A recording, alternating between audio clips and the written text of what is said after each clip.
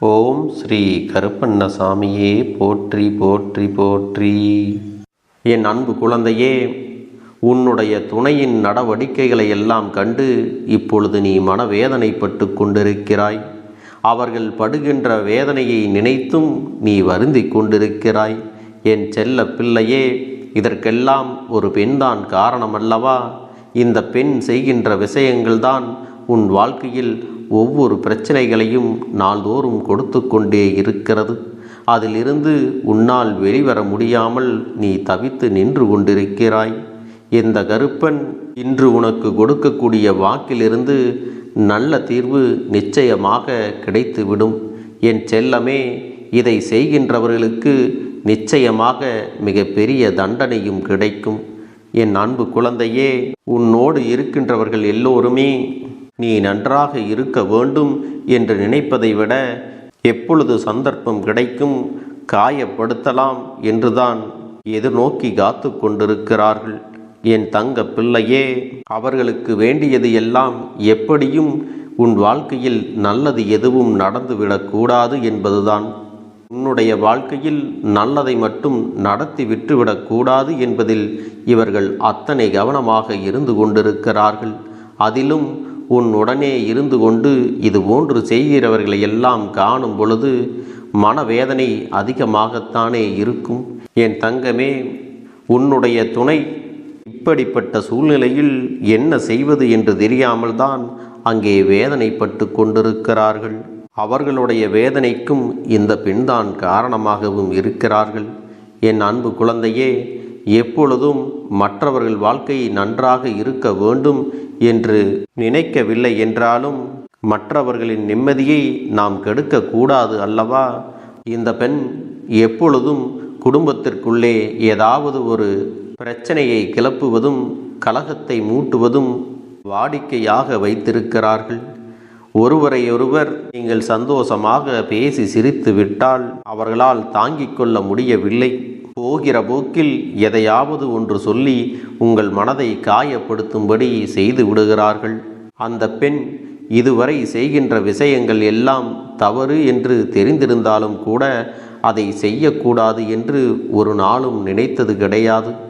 அவர்களுக்கு தேவை தன்னுடைய சந்தோஷம் மட்டும்தான்.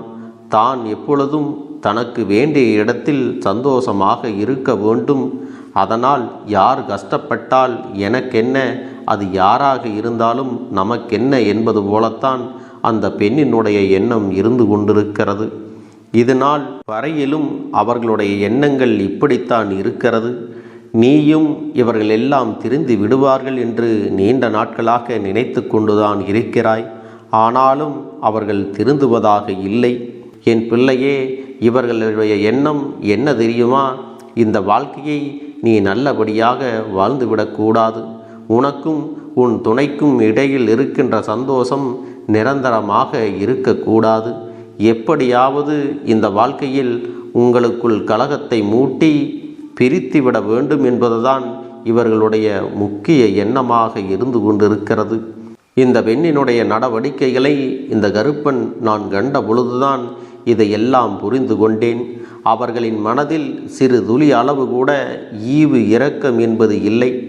தான் பெற்ற பிள்ளைகளின் மீது நல்ல எண்ணங்கள் இல்லாத பொழுது மற்றவர்கள் நன்றாக இருக்க வேண்டும் என்று எண்ணம் எப்படி இவர்களுக்கு வந்துவிடும்?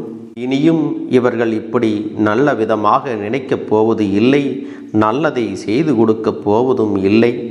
என் தங்கமே, இந்த கருப்பன் சொல்கின்ற வாக்கானது எல்லோருக்கும் பொருந்தாது.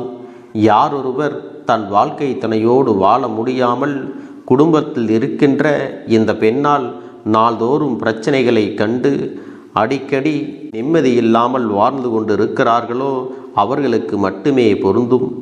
இன்னும் எத்தனையோ பேர் இருக்கிறார்கள், தன்னுடைய பிள்ளைகள் எல்லாம் தன்னுடைய சுமையோடு சந்தோஷமாக வாழ வேண்டும், அவர்கள் மன நிம்மதியோடு வாழ வேண்டும் என்று நினைப்பதற்கும் அதற்காகவே சில விஷயங்களை விட்டு கொடுப்பதற்கும் இருக்கிறார்கள்.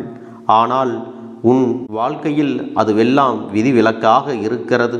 சிலர் எப்பாடுபட்டாவது இவர்களை வாழவிடக்கூடாது என்பதில் குறியாக இருக்கிறார்கள். அவர்களுக்கு தேவை என்னவென்றால் அவர்கள் எப்பொழுதும் போல சுதந்திரமாக இருக்க வேண்டும். அவர்களுடைய இல்லத்தில் இன்னொருவரின் நடமாட்டம் சுதந்திரமாக மகிழ்ச்சியாக இருக்கிறது என்பதை அவர்களால் ஏற்றுக்கொள்ள முடியவில்லை.